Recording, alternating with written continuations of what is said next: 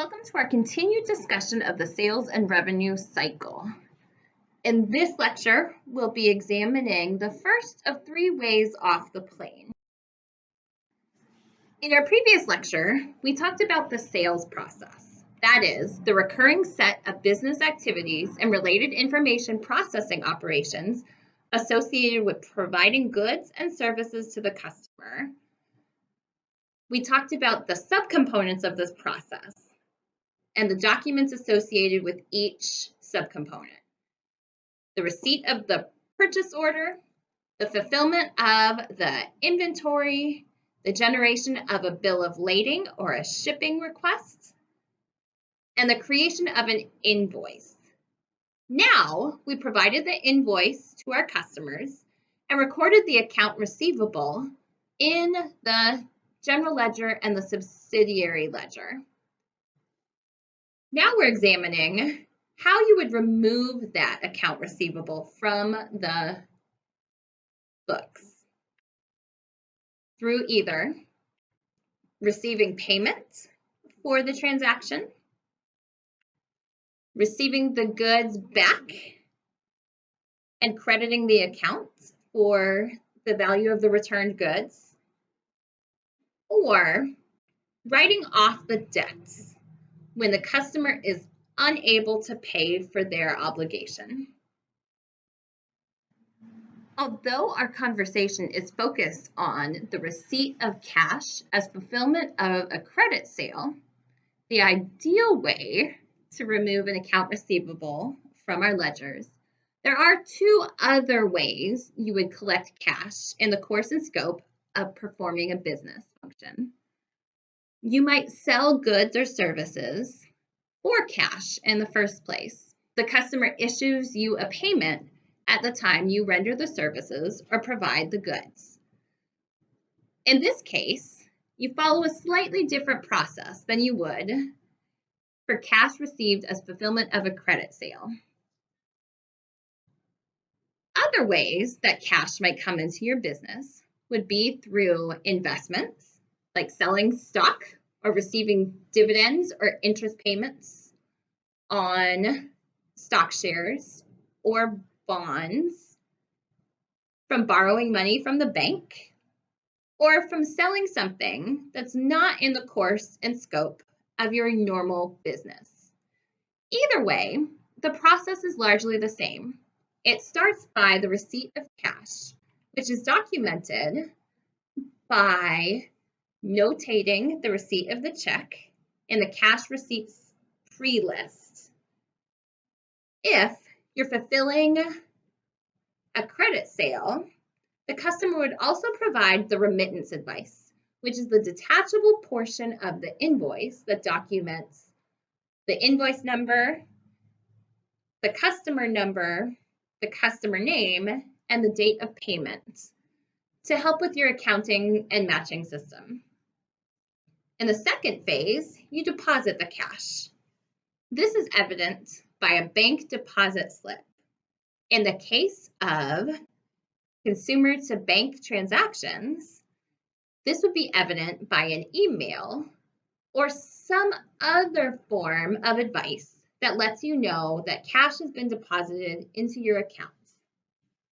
Once you've recorded the transaction in the bank, you record the transaction in the cash receipts journal as well as the accounts receivable subsidiary ledger to denote that cash has been received, your cash balance is increasing, and your customer has paid as a fulfillment of their credit sale. At the end of the process, you summarize the transaction and post it to the general ledger.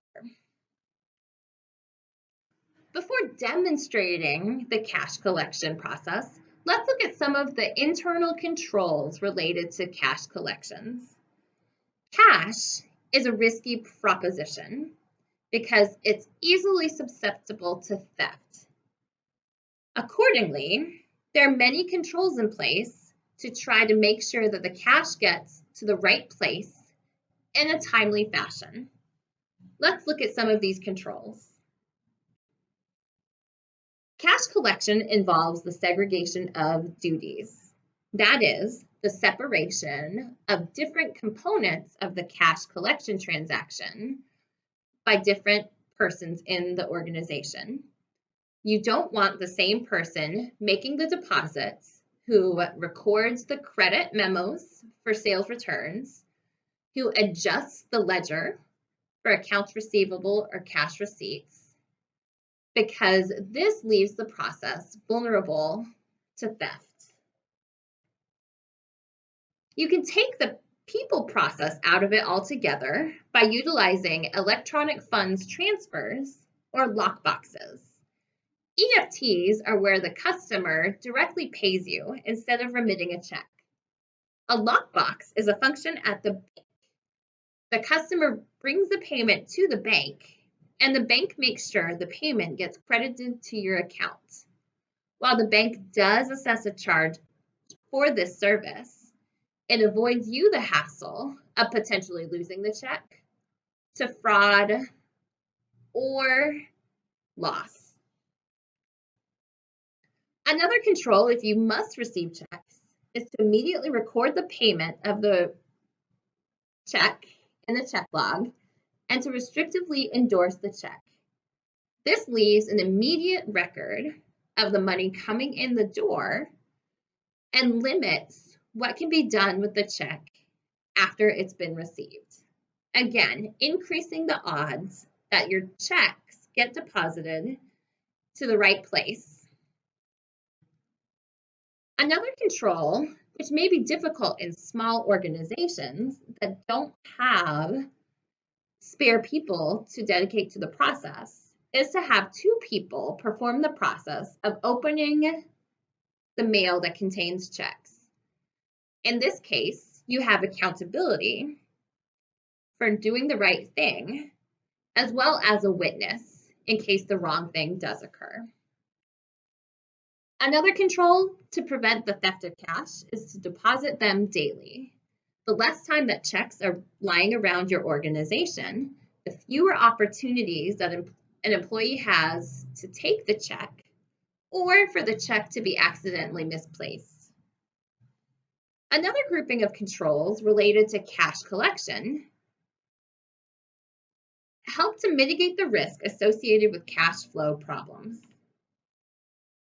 A cash flow problem occurs when the business does not have the proper amount of cash on hand to fulfill their obligations to their own suppliers.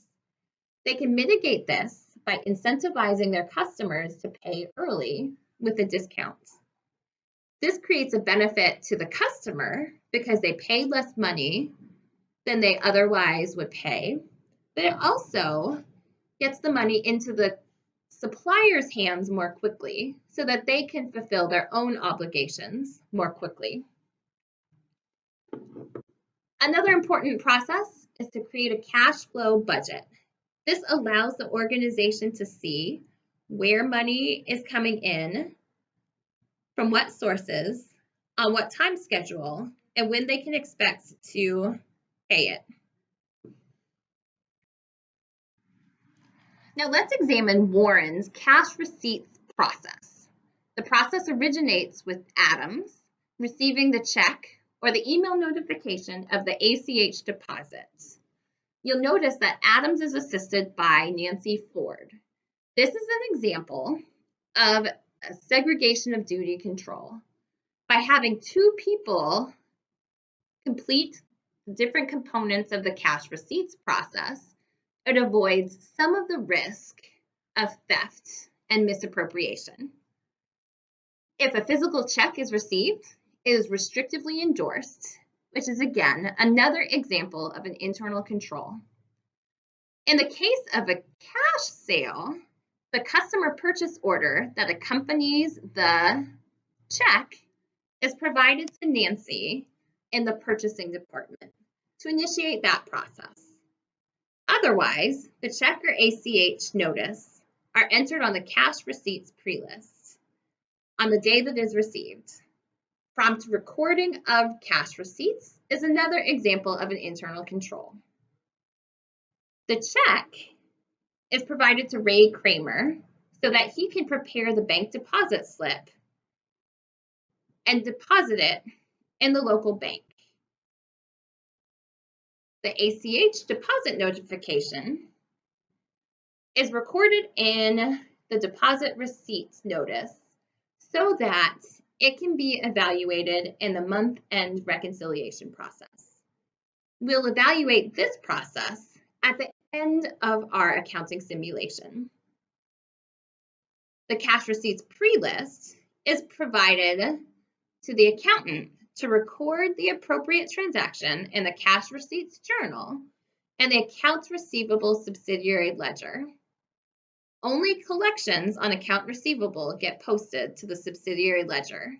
That is, for receipts of cash from a bank or another source, or the receipt of a direct cash sale would not have a correlating cash receipt.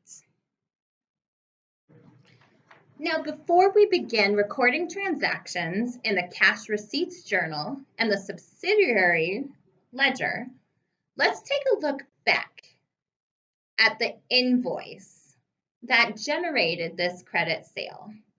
We find this information in one of two spots. The first location is the sales journal. As you can see in the bottom transaction on page 7 of the journal booklet in your Systems Understanding Aid, we recorded a sale to Branch College in the amount of $1,656 on December 13th. They were billed on invoice number 730, and their subsidiary account number is 408.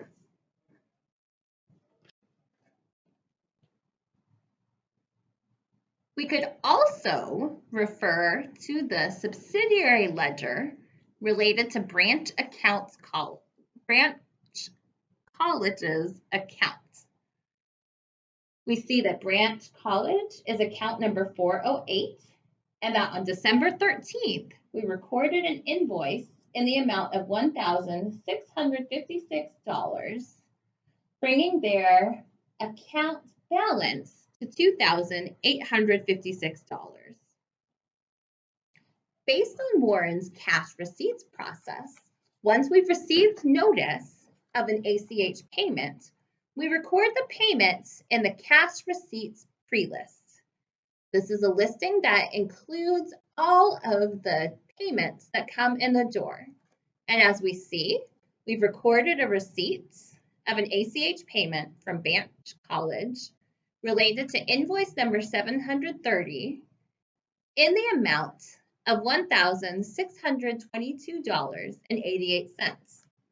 But hang on. In the column titled Amount of Invoice, we see that the actual invoice amount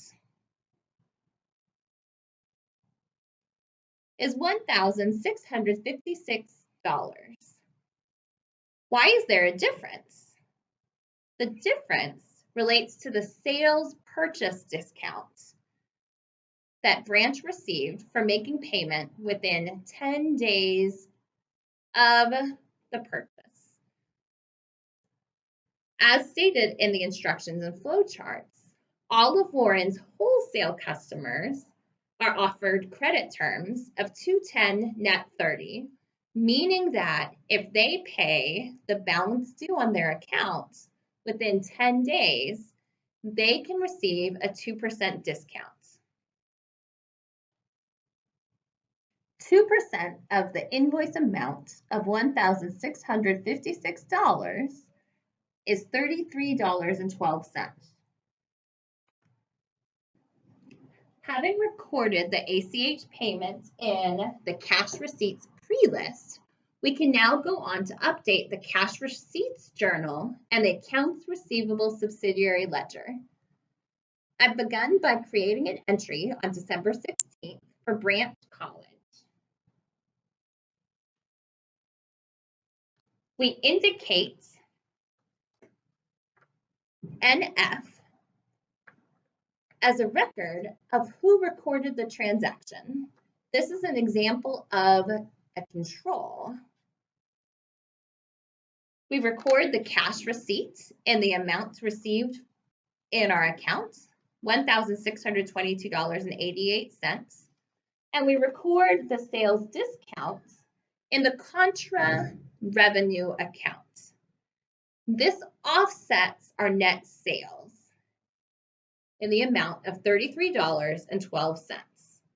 The transaction is posted to subsidiary account number 408.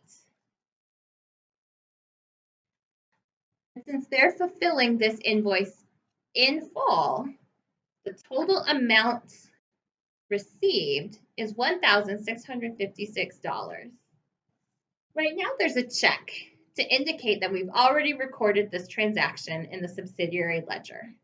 So let's take a look at what that indicates.